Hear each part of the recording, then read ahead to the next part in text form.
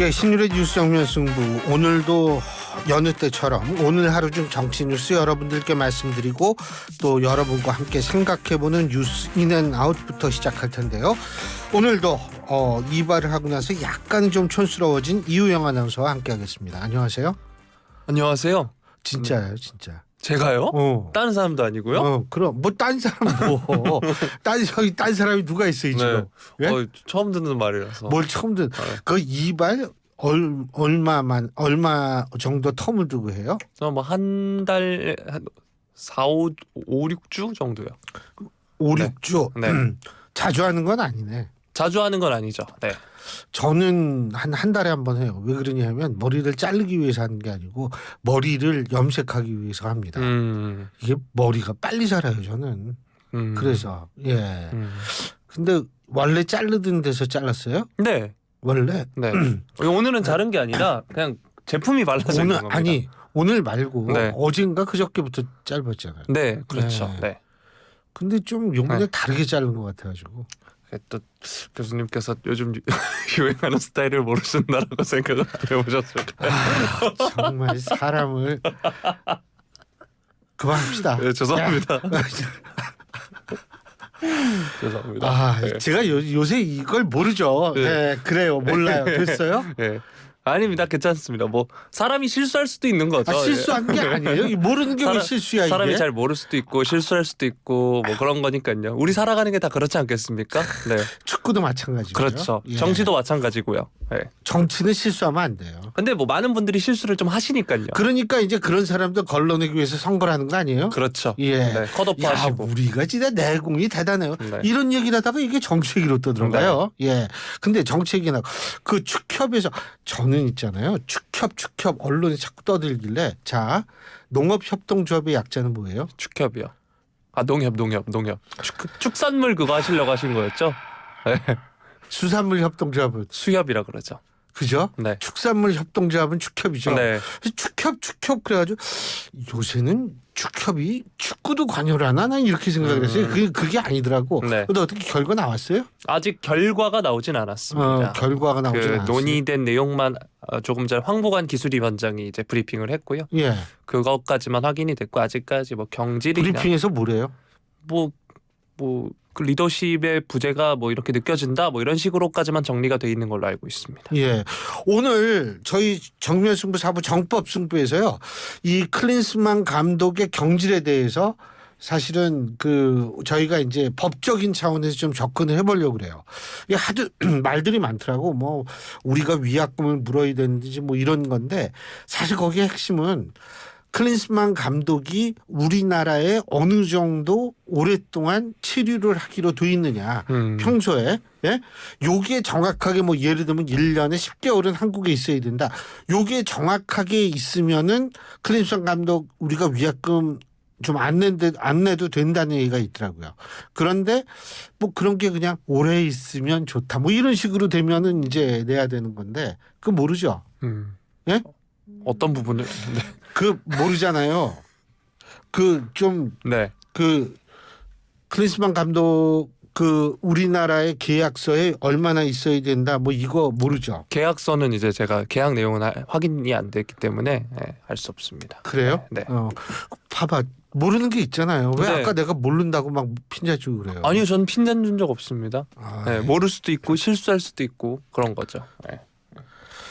그래요. 아휴. 오히려 제가 모를 때 많이 핀잔을 오늘 주잖아요. 많이 뺀질거리네. 네?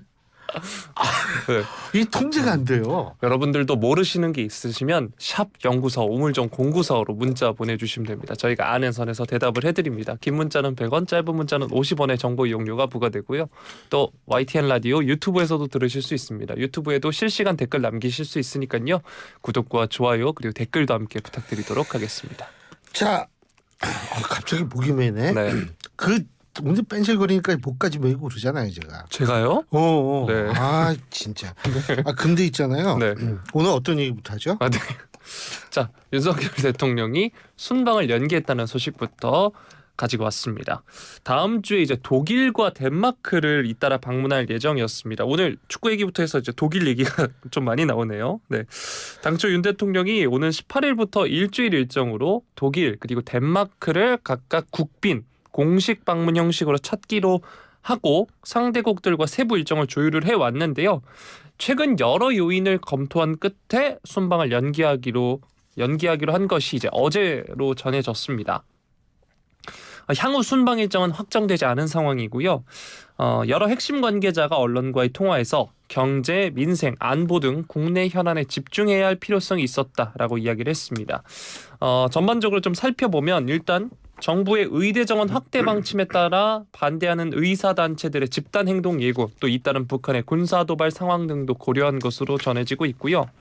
이번 순방이 경제 행보에 초점을 뒀던 것으로 지금 알려지고 있습니다. 순방에 동행할 경제사절단도 꾸려서 양국 기업 간 교류도 있을 예정이었다고 하는데요. 독일은 이제 전통적 경제 강국으로 특히 강소기업이 많고요. 청정 에너지 강국인 덴마크와 경제 교류의 접점을 넓히겠다는 게 윤 대통령의 구상이었다고 합니다. 또 정치권 일각에선 총선이 2달을 정도 앞둔 상황인데 정무적 판단이 작용했을 것이다, 이런 해석도 나오고 있습니다. 이게 해외 순방 비용 문제 등을 지적해온 야권이 이번 순방을 정치 쟁점화해서 공세 소재로 삼을 가능성을 염두에 두고 아예 빌미 자체를 주지 않으려 했을 것이다, 이런 시각도 지금 존재하고 있습니다. 또 순방이 이뤄진다면 명품백 논란으로 잠행을 이어가던 김건희 여사의 동행 여부도 주목받았을 것으로 보이는데, 김 여사가 다시 모습을 드러내든 드러내지 않든 그 자체가 야권의 공세 소재로 떠오를 가능성이 컸기 때문이다, 이런 분석이 나오고 있습니다. 윤 대통령은 일단 다음 주 민생 행보에 집중할 것으로 전망이 되고 있고요. 민생 토론회를 계속해서 주최를 하고 있습니다. 올해 들어 11차례 열렸고 그러고 있는데 윤 대통령이 순방을 연기하면서 이제 민생 행보에 집중할 것이다, 이런 전망이 나오고 있습니다. 관련해서 뉴스인 부탁드리겠습니다. 저는 사실 뭐라고 생각하냐면 총선을 앞두고 있기 때문에 그리고 김건희 여사 문제 때문에 이게 사실은 이 두 가지는 이미 굉장히 많이 보도가 되고 이미 아마 제가 볼 때에는 그 독일과 덴마크의 순방을 준비할 당시에도 이 문제가 당연히 존재해 왔었죠. 그리고 아니 총선이 4월 10일 날 한다는 거는 4년 전부터 알고 있었던 얘기 아니에요. 근데 이거를 새삼스럽게 이게 완전히 지금 추론이거든요. 근데 저는 이런 추론을 함부로 하면 안 된다고 생각합니다. 그러니까 추론에는 정황이 있어야 하는데 이미 그게 다 알고 있는 걸 왜 갑자기 그랬을까? 저는 이런 식의 추론은 저는 좀 아니라고 보거든요. 오히려 저는 딴 데 좀 주목을 할 필요가 있다라고 생각합니다. 자, 1월 중순에 그 미국의 유명 북한 전문가죠. 로버트 칼린하고 지그프리드 해커, 이 두 분의 북한 전문가가 이 38노스라고 얘기하는 그 북한 전문 매체 있죠. 여기에 김정은이 전쟁을 하기로 전략적 결정을 내렸다, 이런 글을 썼고요. 그리고 여기에 대한 미 백악관도 진지하게 받아들여야 한다라고 얘기를 한 바가 있습니다. 자, 그리고 또 한 가지는 뭐냐면 미국이 총 항공모함을 11척을 갖고 있어요. 자, 퀴즈.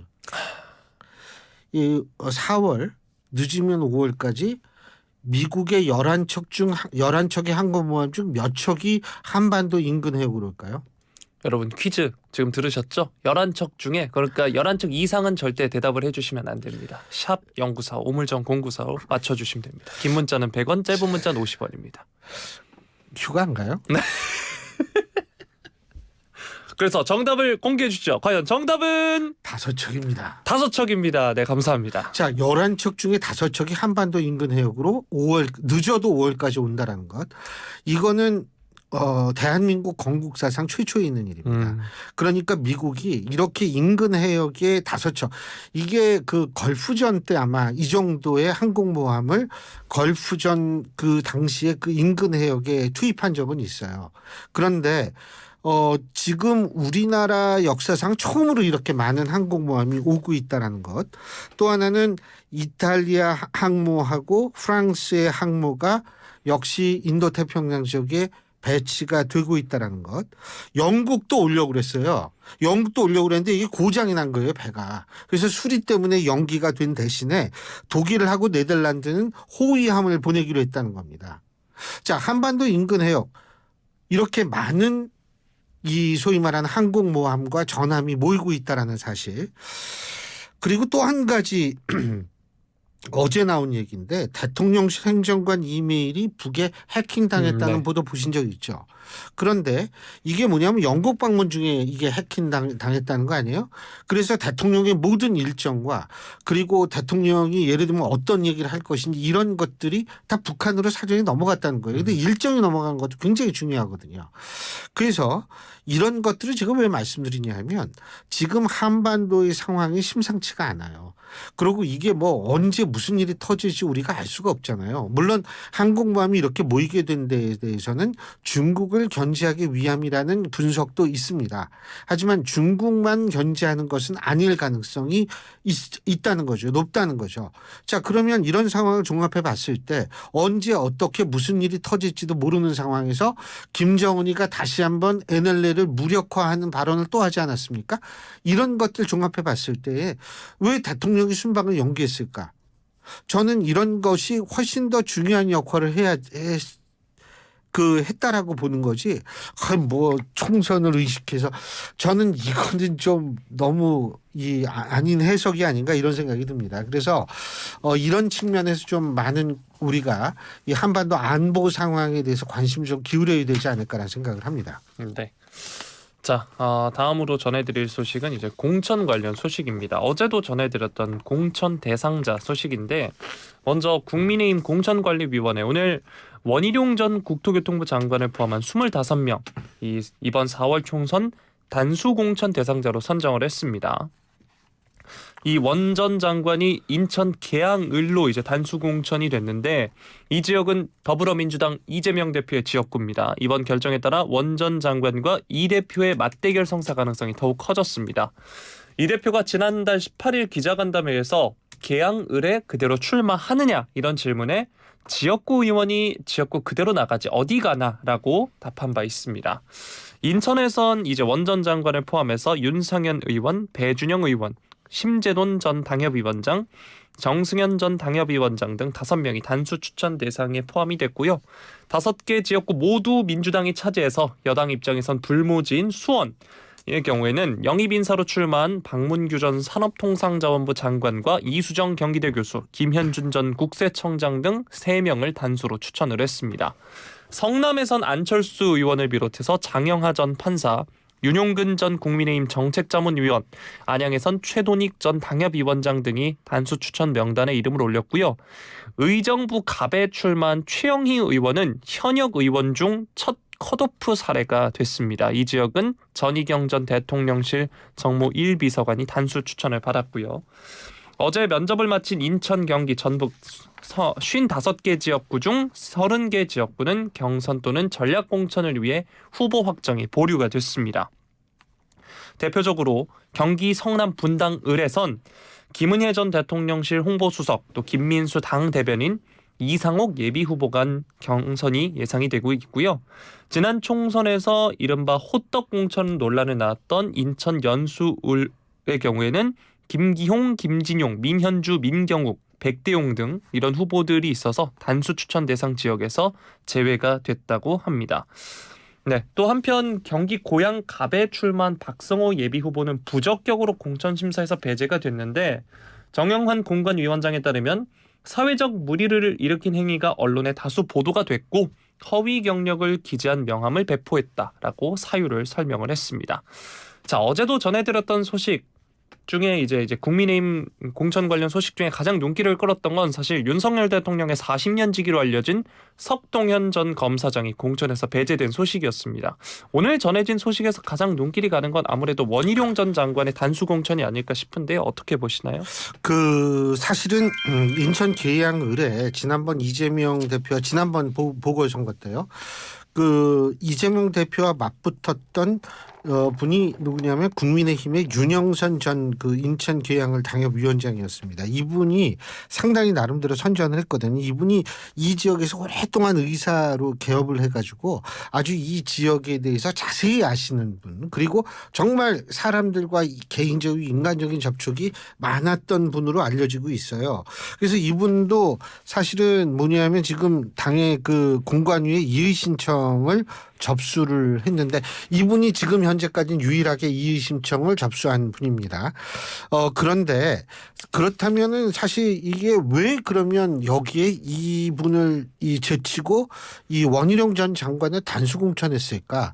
저 그런 생각을 하는 게 원희룡 전 장관, 자, 또 이 우리 청취자 여러분들한테 이거 돌리지 말고 원희룡 전 장관의 별명이 뭐예요? 저격수죠. 네. 네.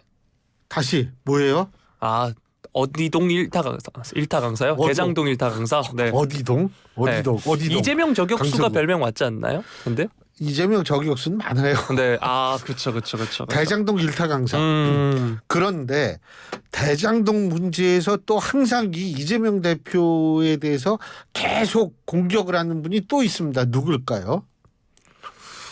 유동규 전 본부장이거든요. 아. 유동규 전 본부장도 출마를 합니다. 네. 자, 그러면 국민의힘 입장에서 볼 때에는 이기는 것도 중요하고 또 하나는 뭐냐면 대장동 문제를 선거에서 굉장히 이 뜨겁게 그 다시 이슈화시킬 수 있는 이런 상황이 됐다라고 볼 수 있거든요. 그러니까 원희룡 장관 전 장관 일타 강사도 나가고 그리고 이 이재명 대표와 같이 이 성남시에 근무했던 유동규 전 본부장도 나가고 이렇게 되면 사실은 여기는 대장동 얘기만 나올 가능성이 높아요. 이 얘기는 결국 인천 계양을에서 이게 단순하게 인천 계양을 선거가 아니라 다시 이재명 대표를 둘러싼 사법 리스크를 굉장히 부풀리는 이런 전략을 이 전략도 취할 가능성이 있다라는 걸 전 여기서 보여주는 거거든요. 그래서 이 부분을 우리가 굉장히 좀 주목할 필요는 있지 않을까라는 생각이 들어요. 네. 물론 유동규 전 본부장은 국민의힘 소속으로 나가는 것은 아닙니다. 그런데도 이제 아무래도 뭐 선거 유세 때는 맨날 대장동 백현동 얘기 계속 나올 거 아닙니까? 원희룡 전 장관도 계속 얘기할 거고. 그러니까 이재명 대표 측에서는 아마 이런 부분을 굉장히 좀 눈여겨보면서 대비를 해야 될 거라는 생각이 듭니다. 네. 예. 그 참 대장동과 계양구가 참 거리가 먼데 계속해서 이야기가 같이 나오는 게 좀 신기하면 신기하네요. 아니 원래 지역구는 성남이죠. 사실 이재명 대표. 근데 송영길 전 대표가 그걸 인천 계양에 빠지면서 서울시장 선거 나가겠다고 하면서 거기에 이재명 대표가 출마하게 돼서 이제 인천 계양을이 된 거죠. 네. 네. 자, 다음 소식은 이제 민주당의 단수 공천 관련 소식인데요. 더불어민주당이 험지인 PK에서 비교적 야당 지지세가 높은 이른바 낙동강벨트 거점 지역구의 현역 의원들을 내세웠다는 소식입니다. 국민의힘이 중진 의원들을 전격 차출해서 한 달 앞서 배치한 만큼 본선 준비에 차질 없도록 후보를 서둘러 확정지은 것으로 풀이가 되고 있는데요. 민주당 공천관리위원회 경남 김해갑과 김해을, 경남 양산을, 부산 사하갑의 현역인 민홍철, 김정호, 김두관, 최인호 의원을 각각 단수 공천한다 오늘 발표를 했습니다. 이들 지역 모두 경선이 원칙이지만 공관위 심사 결과 현역 의원들이 다른 예비 후보자들을 큰 격차로 누른 것으로 나타나고 있습니다. 민주당은 현역 의원이 있는 지역구는 경선을 하되 공천 심사 적합도에서 1, 2위 후보 간 격차가 20%포인트 이상일 때는 단수 공천이 가능하다고 합니다. 다른 PK 지역과 비교해서 민주당 지지세가 상대적으로 강하긴 하지만 여전히 험지로 분류되는 만큼 정치 신인들의 도전이 거세지 않았던 것도 반영된 것으로 지금 보이고요. 공관위 간사인 김병기 의원은 단수 공천자들은 해당 기준의 기본을 충족했다. 논란의 소지가 없는 지역이다. 강조를 했습니다. 이로 인해서 이제 여야의 소위 낙동강 혈투 대진표 일부가 윤곽을 드러냈는데요. 여당은 거물급 중진을 전진 배치해서 낙동강 수복을, 야당은 현역 의원을 앞세워 낙동강 수성을 노리는 모양새인데요. 김해을 같은 경우는 이제 국민의힘에선 조혜진 의원 그리고 민주당에선 앞서서 말씀드린 김정호 의원 간의 결전이 벌어질 전망이고요. 조 의원의 경우에는 당초 경남 밀양, 의령, 함안, 창녕이 지역구였는데 최근 김해을로 지역구를 옮겨달라는 당의 요청을 받아들인 바 있습니다. 한편 민주당 최고위원인 고민정 의원은 서울 광진 의뢰에 단수 공천돼서 역시 단수 공천이 확정된 국민의힘 오신환 전 의원과 맞붙게 됐습니다. 자, 슬슬 양당의 대진표가 완성돼가는 분위기인데요. 민주당은 낙동강 벨트 현역을 다수 공천을 했습니다. 이 소식 어떻게 들으셨나요? 어떻게 들었냐고요? 네. 지금 방금 귀로 들었어요. 네. 그 신문으로 있잖아요. 보시면 어떻게 들으셨습니까? 네. 이 얘기 있잖아요. 이게 그 예를 들면 선관위 이 선거 방송 토론이라든지 이럴 때 있잖아요. 항상 마지막에 이렇게 대본 쓰는 거 이렇게 보면 맨 끝에 항상 토론이 다 끝났어요. 여러분 어떻게 보셨습니까? 맨날 이거예요. 그래서 전 그런 얘기는 입에 담질 않습니다. 여기서 뭔가 느끼는 게 좀 있죠. 뭐가 있어요? 잘 모르고 실수할 수도 있는데 자꾸 핀잔을 주신다라고 그게 느꼈습니다. 네. 아니에요. 어떻게 들으셨습니까? 이렇게 하지 말고 네. 그냥 이거 뭐예요? 뭐라고 하는 게 훨씬 좋죠. 근데 사실 뭐 낙동강 벨트의 현역 의원 뭐 이렇게 하는 건데 이거는 낙동강 벨트가 그만큼 과거만큼 만만치 않다라는 얘기거든요. 제가 항상 하는 얘기지만 21대 총선은 이게 일반 총선이 아니에요. 그때 당시 자 무슨 일이 있었죠? 21대 총선 당시에? 총선 투표가 있었죠? 아 총선 투표. 네. 총선 투표 말고 또 뭐가 있었어요? 21대 총선에요? 예. 코로나 예방주사 안 맞아요? 그때 그러네요. 어느덧 시간이 그렇게 흘렀습니다. 코로나 예방주사가 아니라 코로나 팬데믹이 이게 됐을 땐 국기 결집 효과가 나타나요. 그렇기 때문에 국기 결집 효과라는 건 이 국가 정권을 의지하려는 불안하니까 국민들 이런 상황에서 치러진 선거였다가인데다가 박근혜 전 대통령 탄핵이 얼마 지나지 않아서 그 충격의 여파가 남은 상태에서 치러진 총선이거든요. 그렇기 때문에 이 낙동강 벨트라든지 어디서든 사실은 그때 당시 민주당은 이길 가능성이 높을 수밖에 없었어요. 상황상. 그런데 이번에는 이게 좀 변한 거죠.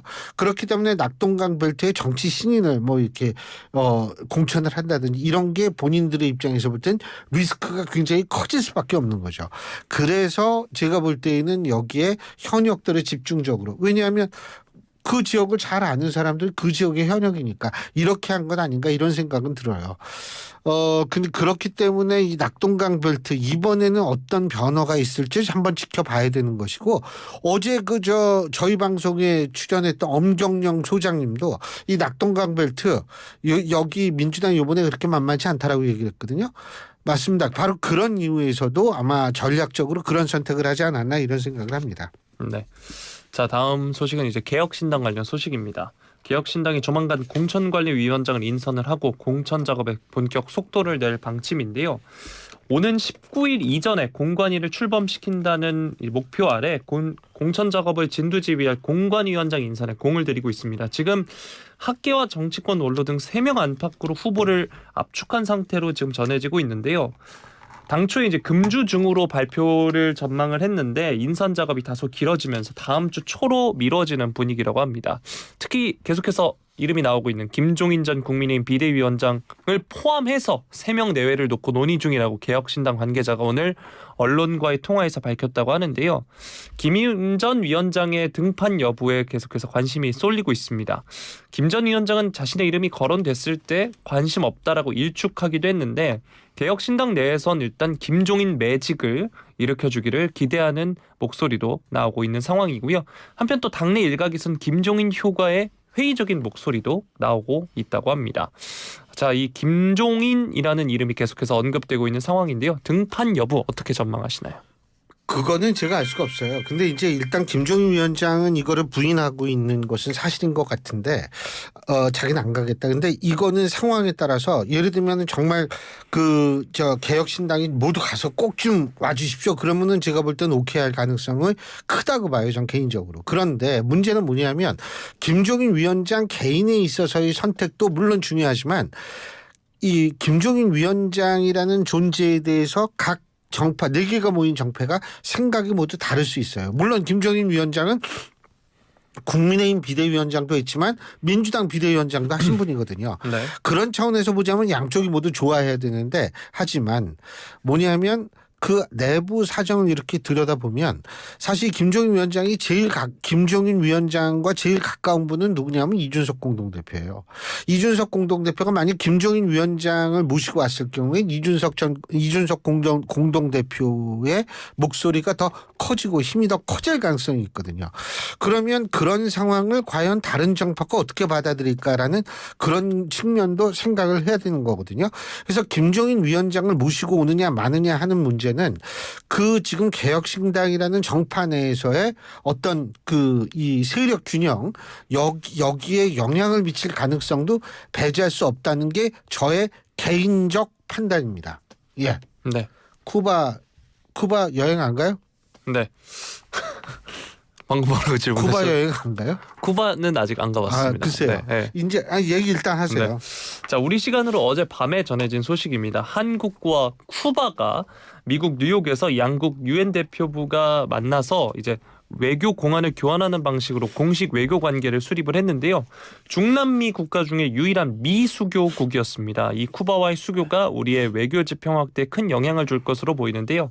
한국의 193번째 수교국이 된 쿠바. 1949년 쿠바가 대한민국을 승인을 했지만 59년 쿠바의 사회주의 혁명 이후에는 양국 간의 교류가 단절된 바 있습니다. 이번에도 보니까 북한의 반발과 방해 공작 가능성 등을 감안해서 물밑에서 협상을 진행하는 것으로 지금 알려지고 있는데요. 쿠바와의 외교 관계 수립 어떻게 보시나요? 우리 청취자 여러분들이 잘 모르실 것 같은데요. 사실 이우영 아나운서가 이 스페인에서 귀화한 거죠? 귀화요? 귀화가 아닌가? 제가 잘못 알고 있었구나. 네. 근데 스페인어를 진짜 잘해요. 아니 예. 갑자기 말을 떠도 스페인어를 에스파냐어를 되게 잘하는데 에스파냐. 예. 그런데 이 쿠바가 또 에스파냐어를 그렇죠. 사용하는 네. 국가죠. 제가 볼 때에는 그건 너무나 당연한 거예요. 수교를 하는 거는. 외교라는 거는 의리로 하는 게 아니거든요. 필요성에 의해서 하는 거거든요. 그래서 우리의 외교의 승리이지만 북한이 아무리 방해를 해도 쿠바는 우리한테 올 수밖에 없어요. 필요한 건 우리 집 북한이 아니거든요. 근데 나 한 가지만 마지막으로 물어볼게요. 쿠바 여행 가보고 싶죠? 언젠간 가보고 싶습니다. 그렇죠. 네. 이 젊은 사람들이 쿠바랑 수교하면 여기 많이 갈 겁니다 아마. 예. 이건 아스달라비스타. 맞습니다. 네. 아스달라비스타는 다음에 봐요. 다음에 봅시다. 네. 이거죠. 네. 아스달라비스타. 예, 지금까지 이우영 아나운서였습니다. 고맙습니다.